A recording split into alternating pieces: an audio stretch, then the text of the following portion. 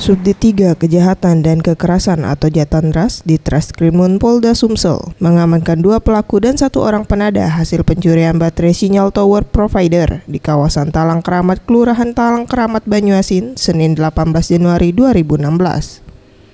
Menurut keterangan salah satu pelaku, Wirandi, ia ditangkap bersama temannya yang bernama Baihaki ketika selesai menjual 4 baterai tower yang dicuri di dalam gudang PT Domestik Sriwijaya, yang merupakan gudang tempat penyimpanan baterai tower jenis FGB 1200 di kawasan Talang Keramat. Baterai tersebut akan ia jual kepada Radisi dengan harga Rp800.000 per kilogram. Namun naas, penada juga berhasil ditangkap. Terus? Pintu itu dibongkar ya? Iya, Pak Diko inilah? Sebelumnya pernah maling loh? Di lokasi yang sama?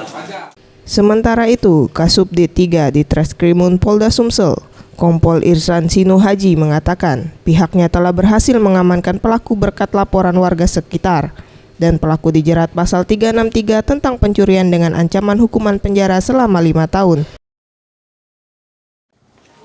Ya, kita menerima SP tentang adanya pencurian baterai dari salah satu provider.